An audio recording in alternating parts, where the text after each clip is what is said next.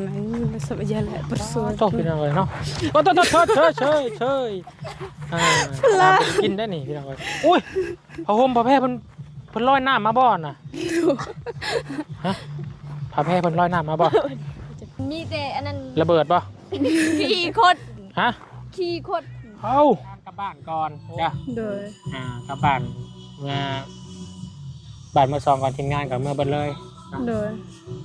สิขึ้นมาใหม่ก็พุ่นแหละประมาณอาทิตย์นึงเนาะ Doi. มาเมื่อแล้วบ่ได้บอกครอบน้องๆเพิ่นเนาะยันของค่อยถ่า อัน เนาะ ที่เมื่อมื้อนี้เลยบ่ แม่ มีของมาฝาก ผมไม่ยังมาวันนี้ถ้าบุญกับมีแนวมาบอกทางน้องบุญจ้าแจ้งจริงว่าแจ้งข่าวดีกว่าแม่นเนาะ Doi. พอดีทางพ่อบุญทงเพิ่นพี่น้องเนาะเพิ่นที่สดซอยทางครอบครัวน้องจันนี่แหละ Doi. ห้วยนี่แหละเพิ่นก็ยิบยื่นแบ่งมาให้ทางน้องบุญเนาะ Doi. มีงบประมาณตอนนี้นะมาบุญ10 ล้าน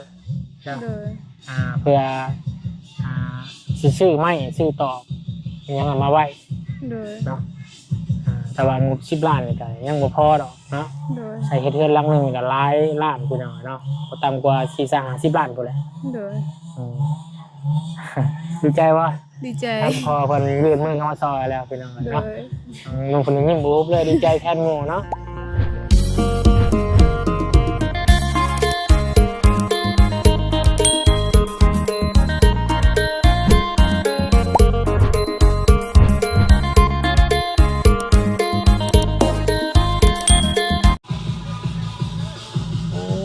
เสียงพงเสียงเพลงพี่น้องเลยคลิปข่อยฉลอดอยู่บ่เนาะเอาภาพบรรยากาศอยู่แคมเซ่พี่น้องเลยเนาะลักษณะต้นไม้แบบนี้เป็นย้อนน้ำพี่น้องที่ว่าน้ำเซาะตัวฟังเนาะเฮ็ดให้ดินทะลักออกเนาะเฮ็ดให้มีหากไม้แบบนี้ขึ้นมาพี่น้องเลยเนาะต้นขี้เล็กกว่าฉันพี่น้องเลยโธ่บานนี่พี่น้องเอ้ยเนาะโอ้ทั้งเซ่ทั้งนั้นก็ได้สวยสดงามพี่น้องเอ้ยเอาทางนี้บานนี่พี่น้อง2เสี่ยวสบายดีเนาะทางน้องบุตรขออนุญาตนี่ไม่นะพี่น้องเอ้ยวันนี้ก็อยากสวยเป็นพิเศษแน่เนาะเพราะว่ามีงานดองเนาะ Doi. เรียบร้อยแล้วว่าซอยเบียร์ซอยงานเพิ่นแล้วหรือเปล่า Doi. แล้วเนาะ Cái cuốn muộn. ยังบ่ได้เมาติ บ่ได้กินเบียร์ บ่ได้กินเบียร์เนาะ Doi. เอาเพิ่นคือมวนได้บ่ได้กินเบียร์เต้นอย่างเดียวนี่ Doi เขาเจ้าเมื่อแล้วก็เขาเปิดตู้ได้ อ๋อแบบในงานนี่มีเหล้ามีเบียร์บ่ บ่มี บ่มี Doi. แต่ก็เต้นม่วนซื่อนี่เนาะ Doi. เอ้าคือม่วนได้เนาะ ได้ เนาะกินเหล้าเบียร์ถึงม่วนเนาะ Doi. พี่น้องเนาะบ่เคยเห็นแบบนี้พี่น้องเนาะเห็นแต่ส่วนหลายนี่ไปงานดองงานแต่งนี่อันดับหนึ่งต้องเหล้าเบียร์มาก่อนแต่นี่บ่มีเนาะ เตือนมาสตาร์ท อ๋อเป็นหมู่บ้านที่เขาถือนมัสการเนาะเลยบอกกินเหล้ากินเบียร์พี่น้องเลยมันก็บไดเปลืองเลยเนาะสุดท้ายนี่งานนอกกันแต่งสิเปลืองน้ำเหล้าน้ำเบียร์พี่น้องเลยเนาะอันนี้มันเปิดเพลงแบบว่าให้ทั้งเจ้าบ่าวเจ้าสาวเนาะมวนซื่นน้ำกันเนาะทั้งน้องบุตรซอยเพิ่นเท่าไรมื้อนี่ซอยเงินเพิ่นเท่าไร 50 50จันเด้ 50 50คือการเนาะซอยทำดีกำลังเขามีเนาะใหญ่เนาะต้นแขกคนคือสิหลายบ่หลายบ่เป็นบัตรเชิญเนาะบัตรอิ่มแล้วก็เมื่อแล้วบัตรเนาะเมื่อไฟประมาณเนาะมาบ่ทันตอนเพิ่นทำพิธีจำเป็นยังไงมีพระขวัญบ่บ่มีบ่ มี ฮะพระขวัญไงพระขวัญอยู่ว่ามัดแขนยังนะ อ่ะ บ่มี เขาถือนมัสการ มีแต่ขอดินได้มีแหละ ไม่ใช่แบบนี้เนาะ เพราะว่าพูดเพื่อนมา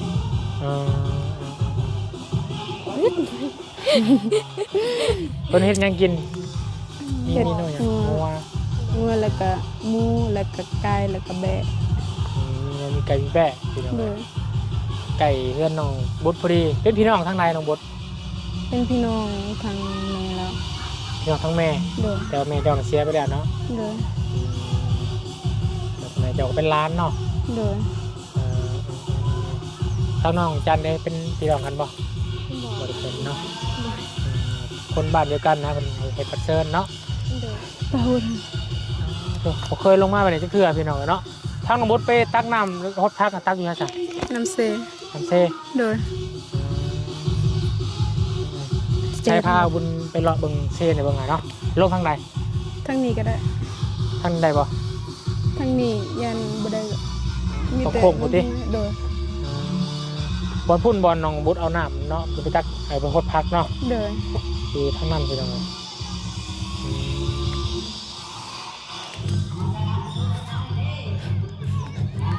ถ้าว่าน้องบุดบ่บอกน้องจันบอกเขาบ่ได้เชื่อได้นี่ว่างานเพิ่นบ่มีเหล้ามีเบียร์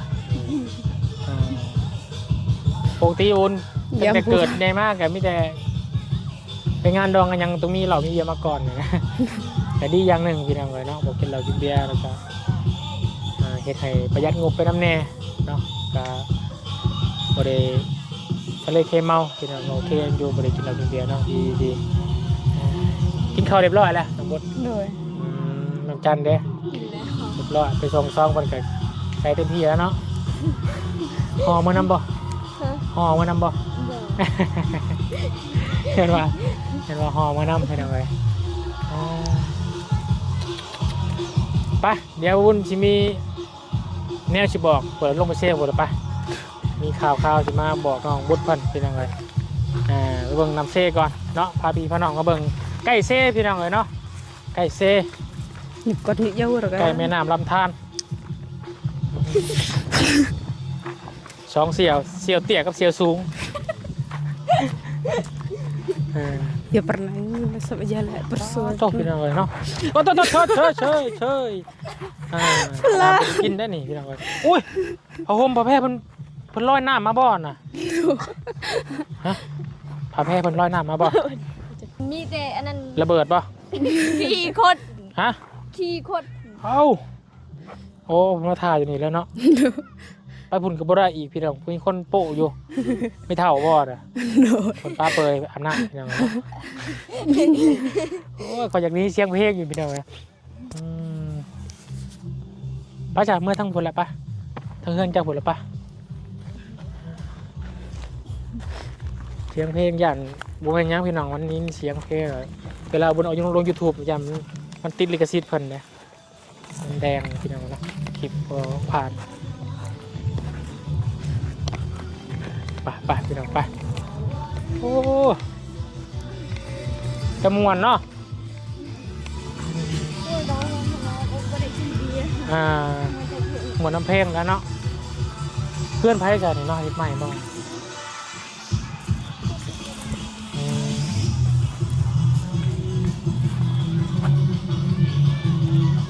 เพลงแบบนี้ผมเป็นยังสิเนาะ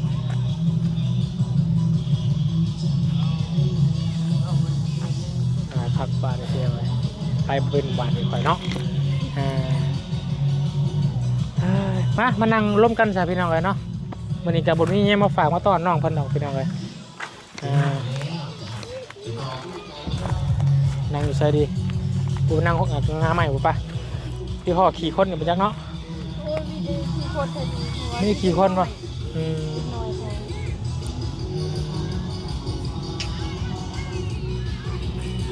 นั่งบอลได้ดียังไงฮะนี่ผู้ที่บอลเขาง่อยไปจักนี่เนาะบ่มีปอดอยู่นั่งปอดอยู่บ่มีพี่น้องไง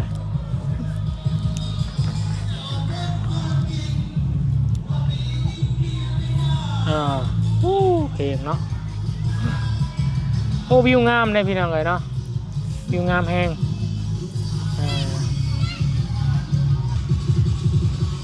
โอเคพี่น้องเลยเนาะกะมีเรื่องมีเล่าขอนั่งน้ำหน่อยเด้อปึ๊บสบายดีเด้อพี่น้องเด้อสบายดีและสวัสดีกันเบิดสู่ผู้สู่คนพี่น้องเลยเนาะภาพบรรยากาศณแคมเซ่เนาะแล้วก็พร้อมด้วยเสียงเพลงขอโทษได้ทั้งหมดปรับเสียงรบกวนไปเนาะ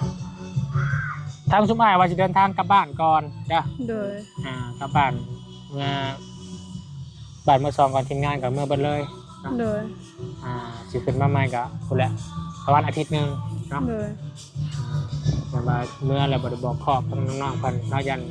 ของคอยถ่า อาจ เนาะ จะเมื่อมื้อนี้เลยบ่ น้า บ่มีของมาฝาก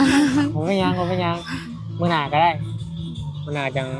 ฝากก็ได้พี่น้องนี่ก็เพราะว่าอ้ายมาบ่ได้โดนเด้แล้วน้องบ่ได้คิดว่าอ้ายสิเมื่อไว้บ่ได้เป็นบ่ โดย เพราะว่าเขาก็มาได้2-3 มื้อพี่น้องเอ้ยว่าอยู่มือเป็นวันศาสตร์ลาวผู้อยู่ว่าวันศาสตร์ลาววันที่2ธันวาครบรอบ50 ปีที่ลาวได้เป็นลาวนะถามรุ่นพ่อรุ่นแม่ได้วันที่ฮู้อยู่สมัยสงครามน่ะเพิ่นปลดปล่อยเนาะแล้วก็แต่งตั้งขึ้นเป็นศาสตร์ลาวประมาณนี้ล่ะวุ่นก็เป็นทางฮู้ผมบ่รู้ฮู้ลาวปานใดเอิ้นว่าวันศาสตร์วันที่2ธันวาแม่นเป็นวันศาสตร์ลาวที่ลาวได้เป็นลาวเนาะกี่เป็นปีเสือกปีเสือหยังเด้50 ปีขึ้นหลังเฮายังบ่ได้เกิดดอกรุ่นพ่อรุ่นแม่ครับพุ่นรุ่นแม่เจ้าจะฮู้อยู่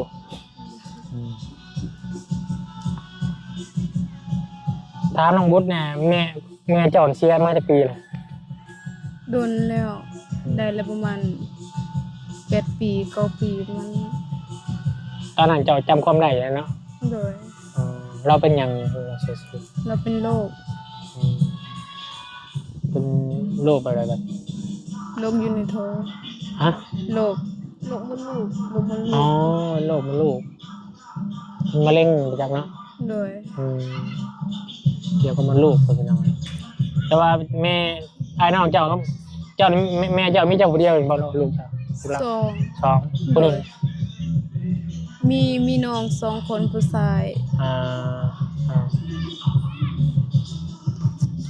เพลงดังสั่งพี่น้องเนาะที่จะคอยบายเราเป็นยังพี่น้องเนาะมาวันนี้ถ้าวุ้นกับมีแนวมาบอกทางน้องบุตรจ้า โดย แจ้งจริงว่าแจ้งข่าวดีกว่าแม่นเนาะ โดย พอดีทางพอบุญทงเพิ่นพี่น้องเนาะเพิ่นที่สดซอยทางครอบครัวน้องจันนี่แหละ โดย ห้วยนี่แหละเพิ่นก็ยิบยื่นแบ่งมาให้ทางน้องบุตร โด เนาะ ย มีงบประมาณตอนนี้นะมาบุญ10 ล้าน โดย เพื่อสิซื้อไม้ซื้อตอกอิหยังเอามาไว้ โดย เนาะแต่ว่างบ10 ล้านนี่ก็ยังบ่พอดอกเนาะ โดย ใช้เฮ็ดเรือนหลังหนึงก็หลายล้านพุ่นน่ะเนาะบ่ต่ำกว่า40-50 ล้านพุ่นแหละ โดย ดีใจว่า ดีใจ ทางพอเพิ่นยื่นมือเข้ามาซอยแล้วพี่น้อง โด เนาะ ย น้องคนนี้ยิ้มบูบเลยดีใจแทนหมู่เนาะ โดย สิได้เฮือนงามแล้วพี่น้องเนาะก็ยังมีโอกาสอยู่พี่น้องเนาะเพราะว่าเงิน10 ล้านก็ไม่ได้น้อยเลยพี่น้องเนาะแต่ว่าให้น้องหาเนี่ยประมาณจักเดือนสิได้เนาะ โดย เคยเห็นอยู่บ่เคยจ่ายอยู่บ่ขอโทษเงิน10 ล้าน บ่เคย น้ำจันเลย บ่เคย บ่เคยคือกันเนาะ โดย พี่น้องในการทางพอบุญทงเพิ่นกำลังจะกลับบ้านมื้อนี้แหละพี่น้องทางพอบุญทงเพิ่นโอนส่งสลิปมา10 ล้าน8 แสนพี่น้องเนาะเพิ่นให้ค่าน้ำมันบุญ8 แสนแล้วก็ให้สมทบกับน้องบุญนี่10 ล้านพี่น้องเบิ่งโอ้ดีใจนำน้องบุญหลายเนาะ โดย จะได้เฮือนแล้วมื้อนี้มื้อวันดีทั้งพี่น้องแน่แล้วก็เป็นวันดีข่าวดีทั้งน้องบุญเพิ่นพี่น้องเฮือนนี่ก็ถ้าว่าสิเฮ็ดก็สิเฮ็ดประมาณพออยู่ของเราซ้ำพื้นดินจะอยู่แล้วเนาะ โดย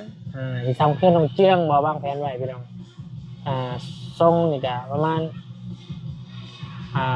4x6บอกพี่น้องหรือว่า5x6ประมาณเนี้ยนะเนาะเอาก็สิเบิ่งตามงบประมาณอีกเทื่อนึงเนาะสิบอกไปหลายก็ยันงบมันบ่มีแต่ก็ทั้งอ้ายก็ยังบ่รับปากเด้อ โดย ว่าน้องสิได้เฮือนอย่างเต็ม100%บ่เนาะ โดย เพราะบ่อยากให้น้องหวังไปหลายหั่นน่ะเนาะ โดย ถ้าว่าคนเฮามันหวังหลายแล้วมันผิดหวังมากน่ะมันเจ็บ โดย ก็เลยอยากให้น้องเพื่อใจไว้แน่เนาะเพราะว่างบน้ำอ้ายมีแต่10 ล้านนึงน้ำลงเพิ่ม2 ล้านก็เป็น12 ล้าน โดย บางเทื่อมีแต่พอแต่ค่าสร้างนึงบางเทื่อค่าสร้างยังบ่พอซ้ำเนาะเพราะว่าเทื่อนึงสิแพงค่าสร้างน้องบ่คือสิฮู้อยู่ดอกเนาะ โดย อุปกรณ์ซื้อมาซื้อต่อนี่ประมาณ18 ล้านแหละพี่น้องไล่ไป10บ่ต่ำกว่า10 ล้านซื้อมาซื้อต่อแล้วก็มาค่าสร้างอีกไล่ไปประมาณ 20หรือ30ล้านเนาะเฉพาะไม้กับค่าสร้างเนี่ยไม้ไปโหลด30ล้านสังกะสีบานประตูเอามาอะไรประมาณ40กว่าหรือ50ล้านในเรือนหลังหนึงแต่ว่าก็สิแบบทางก็จะบ่ใหญ่วันไหนพี่น้องวุ้นเคยเห็นมาก็7-80ล้านบ่ได้เรือนหลังหนึงคือชั่วโมงเนี่ยไม่ต่อของงานกับแพงเรื่องการที่ไม่อยากแน่พี่น้องเนาะแต่ก็ดีใจให้มาลายได้ โดย มีงบเข้ามาเลยได้พี่น้องเด้อแจ้ง MC นำกันเนาะพอ MC มันก็คอมเมนต์มาหลายซอยน้องวุฒิเด้อบาบุญสารวัตรว่าสันทอยน้องคนนี้บาบุญกับซอยเต็มที่เนาะก็คือเขาแนะนำสะพานบุญเข้ามาพาทำเนาะเป็นกระบอกเสียงให้ป้าร่วมคนมึงส่งได้ โดย ตอนนี้ดีใจขึ้นมาจะ%เลยมีความจะ%เลย 100% 100%ละโอ้บอกนะบ่าวบอกนี่บอกให้ฮอด100เนาะเอาทำให้เผื่อใจไว้ก่อน โดย มันใจบนสบาย มันใจอยู่แต่มันไม่ได้มา ว่ายังไงคาดหวังยังหลายนะไม่ว่าแต่เรื่องเพื่อนหรือว่าเรื่องยังต่างๆกันแล้วแต่เนาะเรื่องความรักเรื่องผู้บ่าวผู้แพ้วก็บ่อยากให้เผื่อใจไว้แน่เนาะ โดย ให้เบิ่งกันดนผู้บ่าวผู้แพ้วก็เป็นเนาะคือเรามันผิดพลาดมาเราเจ็บเฮาเองนะ โดย จะมีแต่ถ้าวนกับมาแจ้งที่แจ้งน้องFCมันกันว่าจะป่วยจะคนพร้อมน้องบดนะพี่น้องเนาะทางน้องบดตรงนี้งบประมาณจากเงินพอบุญทง10 ล้านกีบเนาะมาติดตามเบอร์นำกันว่าน้องบดเพิ่นสิได้เพื่อนเป็นของตัวเองบ่สิมีเงินให้พ่อและน้องได้อยู่บ่เนาะไปสู่ความฝันของน้องอยากได้เงินเนาะ โดย ได้เงินมาให้พี่ให้น้องให้พ่ออยู่เนาะ โดย พอแล้วก็ถอดพี่น้องเจ็บขาเนาะพอกันนะ โดย ค่ะแต่มีแต่นั้นแล้วเนาะมีแต่จากในทางน้องมดจ้ะ โดย ตั้งตั้งใจขอบุญคุณของขอบใจทางพอบุญทงเพิ่นเนาะ โดย เคยเห็นหน้าเพิ่นแล้วปะ บ่เคย บ่เคยปะ โดย บุญจะเอาคู่เป็นคนเบิ่งได้คู่ให้น้องมดเบิ่งน้องจันเคยเห็นแล้วปะ ไม่เคย แม่นปะนี่พอเพิ่นไปบุญพระธาตุอีห้างไปการนมัสการพระธาตุอีห้างเลยไปบุญธาตุอีห้างวานนี้นี่แหละสมมา ไม่ใช่ผมแล้ว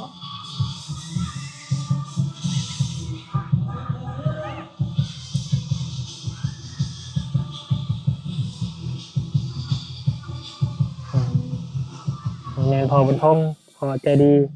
ใจบุญใจกุศลเนาะ โดย มันก็ อะไรนี่จะปีแล้วบอก ประมาณ60 กว่า70ไปประจัก60 ปลายแต่ว่าอายุเราหลายแต่ว่าหลายอ่อนเนาะ โดย ใช่ปะเกิดจากซ้ำพ่อเจ้าจ้ะแต่ว่าเราแก่กว่าพ่อเจ้าได้ โดย เราอายุหลายกว่าพ่อเจ้า แต่ว่าเราก็ด้วยบารมีของพ่อเพิ่นเนาะที่ได้สร้างบุญสร้างกุศลมาหลายนี่แหละพี่น้องเดี๋ยวตอนเรายังหนุ่ม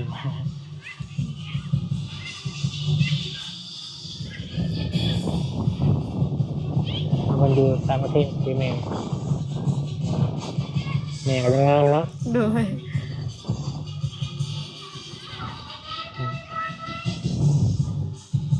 ตอนเรายังหนุ่มพอเราก็เจ็บคอเข่าย่างคือกันก็พอ เศร้าบอก ย่างต้มขลั่มกินพอเป็นไปได้เราไม่แต่หาน้องบดเด้อหากันมันไม่เป็นกำลังใจเด้อขอบบุญคุณของขอบใจจากความรู้สึกของน้องอะไรเนาะ โดยขอบใจเด้อที่พ่อบุญทงช่วยเหลือน้องแล้วก็อยู่ดีมีแฮงไปใส่มาใส่ก็ให้เจริญปลอดภัยความเจ็บอย่าได้ความใครอย่าให้มีสิ่งใด พอ สิ่งใดบ่ดีเนาะก็บ่ให้เขามาเนาะ และคอย พออยู่ดีมีแหง ครอบครัวให้เจริญขอให้ตลอดปลอดภัยทั้งและก็ทั้ง MC นำเด้อที่เบิ่งคลิปน้องและก็ให้อยู่ดีมีแฮงขอให้ร่ำขอให้รวยความเจ็บอย่าให้ได้ความใครอย่าให้มีและก็ ทางเบาบุญนำเด้อ โดย ความเจ็บใหญ่ใดความใครอย่าให้มีไปใส่มาใส่ก็ให้ตลอดปลอดภัยสาธุ ตุครับโอ้เป็นไงเนาะบุญก็ยินดีแล้วก็ดีใจนะไม่ลายพี่น้องเนาะได้ซอยทางครอบครัวน้องจันน้องหัวกะเกือบ100%แล้วเนาะอันนี้เราพี่หน้าของเราไม่ยังอยู่นะเนาะเอาไปว่า100%แหละแต่ว่าความฝันของเราก็อยากให้น้องสานต่อไปแหละบ่อยากให้ย่องแพ้ความฝันเนาะแต่มีห้างค่าเปิดให้คุณแม่พอได้นั่งคายเสือพอได้ก็ได้มีกำไรเล็กน้อยเข้ามาเนาะแล้วก็น้องบุตรกันเนาะก็ให้สู่ต่อไปพี่น้องเนาะบ่ให้ย่อมแพ้ท้อถอยกับปัญหาชีวิตเข้ามาเดี๋ยวผ่านไปให้ได้เด้อ โดย คนทุกคนต้องมีปัญหามาทุกคนแต่ว่าให้ต้องอดสู้ทนไปเนาะ โดย สิ่งสำคัญก็ให้เป็นคนดีอะไรพี่น้องเนาะเป็นคนดีของพ่อของแม่อะไรเด้อ โดย เป็นทางแล้วเด้อบุญสีเดินทางกลับก่อน โดย เนาะขอบ บ่ ใจ มีของมาฝาก เอาไปยัง ให้อา ตลอ ทา ด งปลอดภัย โดยดีใจแล้วดีใจนะโมพี่น้องเนาะคนบอกว่าเมื่ออยากให้น้องบุญได้พี่น้องเนาะอยากให้มูได้แน่เนาะว่าครอบครัวน้องบุญนี่ก็คือว่าชุดๆอยู่ในหมู่บ้านเนาะ โดย หนึ่งมาพอเถ่าสองมาผมมีผู้ชายที่ว่าจะหาเงินเนี่ยคือการกับครอบครัวน้องจันอะไรเนาะยังมีผู้ชายแต่ก็ยังลำบากอยู่เนาะเรียกนักกะเฮ็ดแต่ลำบากอยู่ไปจ้ะเพลงเริ่มดังขึ้นแล้วเนาะ โดย พี่น้องที่ได้ยินคอยได้บอกบูฮูกันเนาะไปมาสบายดีมันจะกุนทุกคนเด้อ สบายดี สบายดีอ่ะความไม่นะพี่น้องเลยยินดีเลยดีใจนะเวลาเด้อมื้อนี้ได้มาซอยงานแล้วก็ยังได้รับข่าวดีอีกพี่น้องเลยเนาะดีใจไปพี่น้องเลยไปโอเคพี่น้องเลยเนาะบนกระเฉลยขออนุญาตจบคลิปลาพี่ละน้องลงเพียงจำนี้ก่อนเด้อพี่น้องเด้อเนาะคลิปนี้ก็ต้องขอบคุณขอบมุกขอบใจเนาะทางพอบทงอีกเท่านึงพี่น้องเลยเนาะที่มีน้ำจิตน้ำใจบุญใจกุศลเนาะซอยเหลือคนทุกคนยากพี่น้องคนขาดคนแค้นเนาะคนด้อยโอกาสพี่น้องเลยเนาะยิ้มพิจัยลายบนเองก็ได้พี่น้องโอ้ยเนาะเนาะโอ้โหคนตึกปลาหาปลาได้เนาะท่านเนาะโอ้โหพี่น้องเลยเนาะไปโอเคพี่น้องบุญกับเฉลยขออนุญาตจบคลิปลาพี่และน้องก็เพียงสำหรับก่อนเด้อพี่น้องเด้อก่อนอื่นก็ต้องขอบคุณ